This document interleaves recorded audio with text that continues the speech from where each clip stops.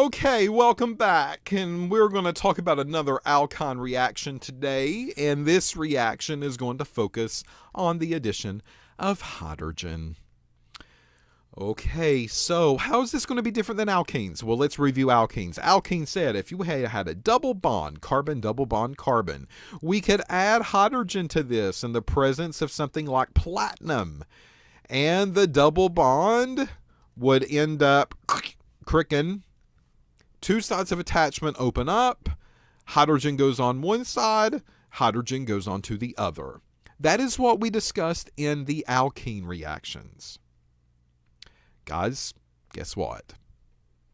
If this was a triple bond, the same thing's going to happen. Triple bond, add H2 and platinum. Well, that automatically is going to take that triple bond down to a double. Two sides of attachment open up, hydrogen goes on one, hydrogen goes on the other. However, we can do it again, H2 and platinum. What do you think is going to happen now? This is an alkene. What does alkenes do with hydrogen and platinum? Oh, the same thing. Here's a hydrogen, there's a hydrogen. My double bond's going to break. Two more sides of attachment open up, hydrogen goes on one side, hydrogen goes on the other. This is taking an alkyne, and it's giving me an alkene, and that in turn is giving me an alkane. That's all there is to it. There's your hydrogen addition. I told you, folks, this is not hard stuff. It's just a repeat of everything that we've talked about so far. However, there is a change that can happen here. First, I don't want you to get confused. Very often we do pick this platinum, all right? So don't let that get you confused. However, palladium and nickel can also be used here. So if they do add one of those, don't freak out on me. It's the same stuff. It's just the metal surface. But whenever we add H2 and platinum or H2 and palladium or H2 and nickel, remember I told you previously that they like to use the word excess? They will not use excess here. Excess is a way that they tell us, take it to this step and then go again to this step. 2 rounds, 2 moles, excess, extra. They do not write it with H2 and platinum. And that's because if we use H2 and platinum, folks, this reaction is so fast and this reaction is so good that it goes all the way down to the alkane without any question. We do not stop at that middle step. Even if they do not write the word excess, we do not stop at the middle step. We go all the way and we destroy every bond that we can destroy. That is how this is slightly different. All right. However, as you can imagine, there were a few people throughout time that said, this reaction's great. However, what if we did want to stop at the alkene? What if we did want to stop right here? We didn't want to go on further. Is there a way that we can do this? And of course the answer is yes, we can. We can go in and change this reaction slightly, and this will stop it at the alkene if that's what we need. And the way that we do this is introducing what we call a poisoned metal. Poisoned basically means partially deactivated. So we have this metal surface. This metal surface tends to have hydrogen on it. My big globby molecule will come in and sit down on these hydrogens and rip them off, and then away it goes. But if we can poison the metal and maybe deactivate some of these, then this could help prevent my alkene automatically turning into an alkane. And we can stop it at that position. The most famous and widely used poisoned metal is called Lindlar. It's called the Lindlar catalyst. So if you see H2 and platinum written in these reactions with alkynes. That means you go all the way, folks. You pretend like this is excess. Go all the way with it. Destroy it to the double, then destroy that to the single. They want you to go to the final step. But if you see something that says H2 Lindlar, this is kind of a one-stepper. You're going to stop at the alkene here.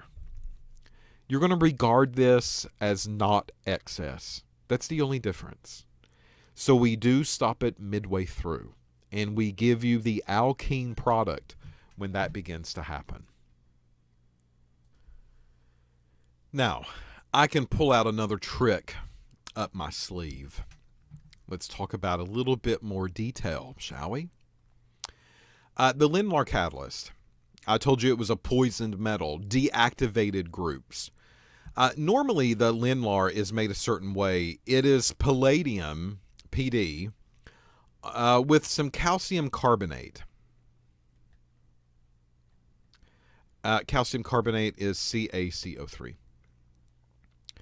And we treat this with a little bit of lead 2 acetate and quinoline. All right, so if you're curious, that is how that metal is deactivated. Is this something that I will ask detail-wise? The answer is no. I probably won't even ask what exactly the Lindlar catalyst is on a test or an assignment. But for some people, they really like to know these details. And if you're one of those people, then here you go. It is a palladium metal. This palladium metal has basically been blanketed with a mixture of calcium carbonate and treated with lead 2 acetate and quinoline. So it modifies the surface of the PDs. Here's the details, though. This is what I do want you to take away from this. This metal surface has a site of reaction. We didn't really have to worry about this in alkenes, and here's why. An alkene has a double bond, and here we have hydrogen surface. This double bond is going to come in, break, hydrogen goes on one side, hydrogen goes on the other, and this is what we would end up with. Just a normal straight-up alkane. If we used H2 Lindlar, we can, and react it with an alkene, the same thing's going to happen. All right. So in other words, H2 and platinum will destroy this double bond and it takes it to a single. That's something that we've already learned. But H2 Lindlar behaves the same way with alkenes. It's a poison metal, it's weakened, but it's still going to take the double bond and it's still going to break them, and we still get alkane as a product. So alkenes will go along with both of these. Not a big deal. The difference is alkynes. So if alkynes come in and we react it with H2 platinum, then it's going to a double, and then it's going to a single, and then we get out this same product that we got before. So H2 platinum takes it all the way, folks. All the way. It's like ordering fries. Or it's like ordering a burger at Five Guys. All the way. You know what they're going to put on it. Well, H2 Lindlar is going to react a little differently. And H2 Lindlar means it's going to put the brakes on it. So the alkynes will come in, the alkynes will sit on these hydrogens, and it will rip them off. And what we will end up getting is a carbon that's double bonded, and now there's 2 hydrogens onto this molecule. Now, devil is in the details. Look at this. This is an alkene. That's something that we didn't have before. This alkene we know something about. Look at how I've drawn these hydrogens. I've drawn them opposite of each other. Do you remember what that was called? Oh, this was called a trans. They're opposite of. Well, why didn't I draw it this way with the hydrogens on the same side? This is called cis. Now you see where I'm going with this. An alkyne can approach the H2 Lindlar. The alkyne will react with the H2, and it stops. It stops at the alkene. It doesn't go any further. But now we know a little nugget of information. And that nugget is we have cis, trans, and EZ forms of double bonds. So we can wrap a little bit of that type of chemistry into this discussion of a reaction. So do both of these form? Does one form more over the other? And the answer is yes. One is going to form more than the other one. You want to guess which one? Well, if you told me trans, wrong. Now you're thinking, well, wait a minute. I thought you told me trans was the most stable. It is. It is more stable than the other one. But that's not what forms here. So think about this, three-dimensional wise. Think about it. A big fat alkyne comes on to the surface of this metal, and it sees these hydrogens that are sticking straight up and down. This alkyne is going to get near those hydrogens, and this carbon kind of latches on, and this carbon kind of latches on. Look at how I just drew these lines. They reach down, they pick them up, and they break their triple bond to a double, and they carry them off. They get added onto the same side. So cis is going to be the product that will form here. This is also called a syn addition. In the world of organic, a syn addition means that the groups have been added on the same side. Think S for syn, S for same. So H2 Lindlar. H2 Lindlar will always give you cis products that happen in the alkenes. All right. Just to sum it up maybe a little bit better, here's a reaction flow diagram. Here's my alkyne. I see it there. H2 platinum. Well, H2 platinum, it doesn't say Lindlar, does it? No, it says /C, but that's okay. We said that these things normally have some type of carbon or graphite mixed in them as well. That's just them in there trying to confuse me. It doesn't say anything about Lindlar. So triple bond breaks, bing, bing, two sides of attachment open up. So I get a double bond, and H goes on one side and H goes on to the other. And then this continues on. My double bond breaks, ding, ding. Two sides of attachment open up. Hydrogen goes on one side, hydrogen goes on to the other. I've completely destroyed all of those double and triple bonds in the molecule. I've went from sp carbons all the way down to sp3 carbons here. Well, that's a little different than Lindlar. And this is how they would represent that. Here we have an alkyne. This alkyne's a triple bond. H2 Lindlar. H2 Lindlar means put the brakes on. Don't go all the way. We're going to stop at the first step. All right, so triple bond breaks to a double. Bing, bing. There we go. Hydrogen goes on one side. Hydrogen goes on to the other.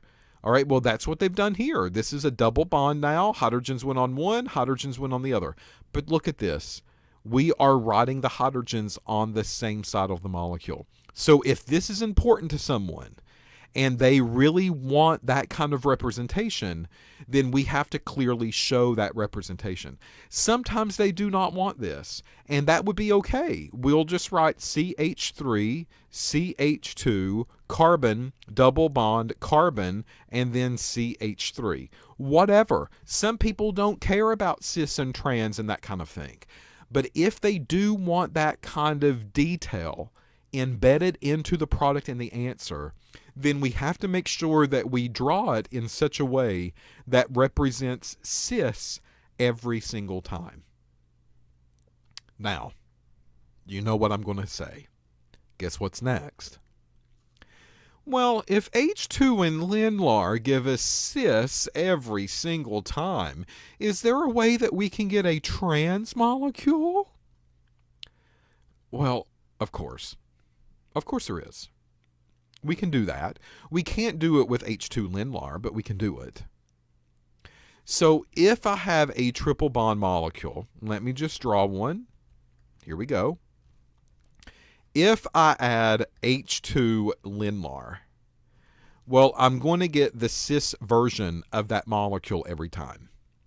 And maybe that's not what I want. Maybe I want trans. Okay, well, here's the option for that. Instead of H2 Lindlar, we could bring in sodium or lithium. Either one of these are perfectly fine. And liquid ammonia. That's it. It's going to smell like cat urine. Yeah. Liquid ammonia smells like cat urine. This is going to be stinky stuff. I don't want to be anywhere near it. But this is a way that I could end up with trans molecules if that's exactly what I needed. So we're not really going to look at the mechanism for this either. It's very similar to the H2 Lindlar. It's really kind of complicated for them to kind of measure and quantify in a way and track every single step. We saw that with H2 addition to an alkene, and we'll see it here as well. So no mechanisms that we have to take away from this process. But sodium lithium with a little bit of ammonia will give us the trans form of the molecule. So what that means is that I'll rewrite my reagent, CH3, carbon, triple bond, carbon, CH3. So this sodium, lithium, and ammonia mix will break my triple bond to a double. Two sites of attachment open up, and they do go on trans. And that's how I can represent that. Okay, that's perfectly okay. They're on opposite sides. The cis one, if I want it to represent that, this is how I do it. CH3, carbon, triple bond, carbon, CH3. I know that my triple is going to break to a double. Two sites of attachment open up, here and here. And my hydrogens go on to the same side. That's how I would represent the cis on a sheet of paper. Now, there's one more thing that's required for this sodium, lithium, and ammonia mix. And this is a temperature requirement. And this temperature requirement forces you to go to negative 78 degrees Celsius. Yeah, I know. Who's going to actually do this in a regular kind of working laboratory? Not us. But this is the requirement that is needed in order for those products to form in the trans position. Okay, so now let's take a look at an example problem and see how they want us to do this. So this question says, describe the alkyne that you should start with and the reagents that you should use if you want to synthesize the following. And it says pentane. That's part A. All right, so I'm going to go to a clean screen. And A says pentane. This is what I want to make. And it tells me you have to start with an alkyne in order to get here. All right, that's not a big deal. So let's try to figure out how to do this. Pentane is 1, 2, 3, 4, 5. It tells me an alkyne. It doesn't really tell me what type of alkyne. You pick it. That's the beauty in it. You do it. All right, so I'm just going to randomly put my triple bond here. I have to start with an alkyne. So if I start with this alkyne, pentane is 1, 2, 3, 4, 5. How do I go from here to here? Well, I'm going to add H2 and platinum. That's all I got to do. My triple bond breaks. Bing, bing. Two sides of attachment open up. H on one side, H on the other.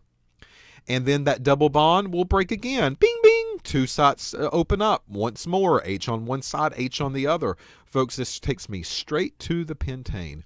That's all that this question wants. That's it, nothing more. All right, for B.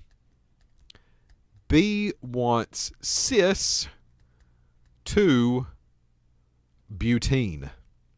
Ah, okay. I see what they're doing now. Now they want specifics. They're putting cis in front.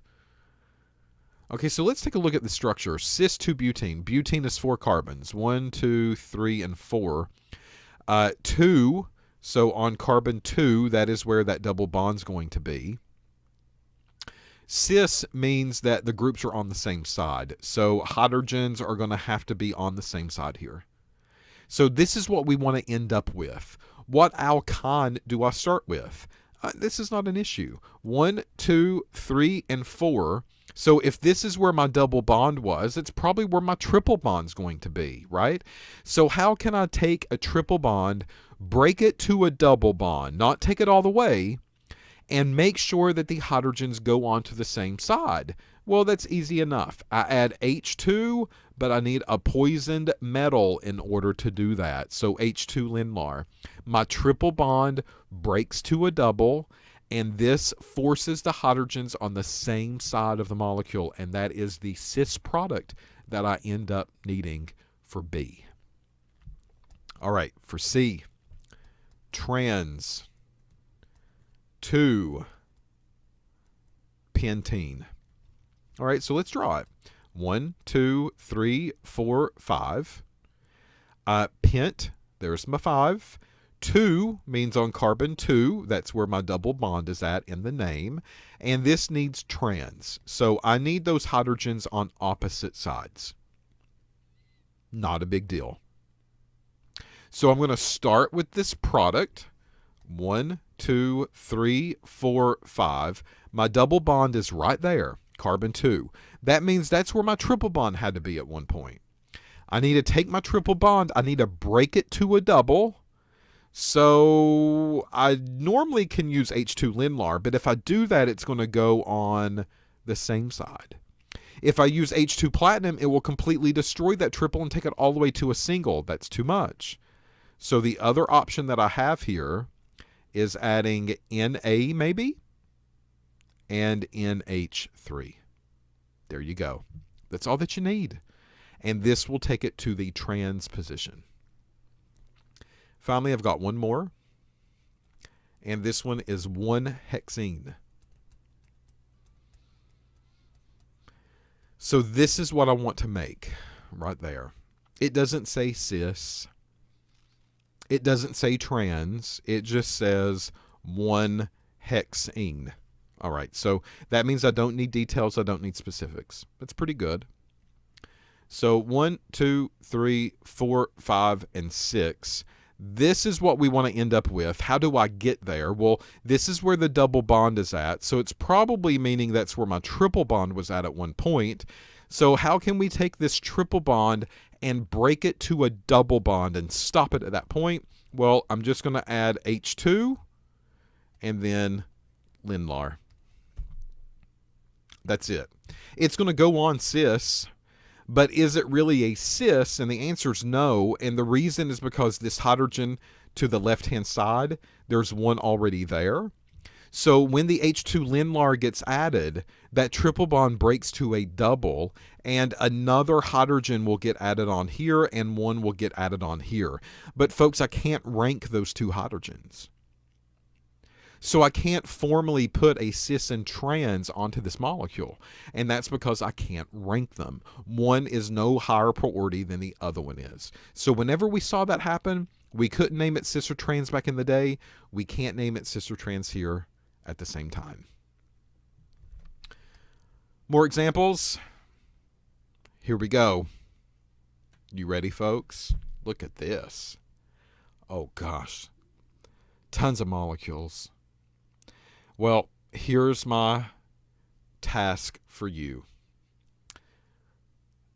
We're at the end of this video, so pause it and write down A through F. And try these reactions. See what you can come up with. And then you know what I'm going to say. When you play the next video, double check your answers. See how well that you did. And then if you are messing up, you'll be able to figure out where you're messing up and why you made the decisions that you made. So pause the video now, jot down these quickly, answer them before you come back, and hit the play button on the next video. And I'll be here waiting for you like I always am. I never leave your computer. I'm always in here watching every single move that you make. Keep that in mind.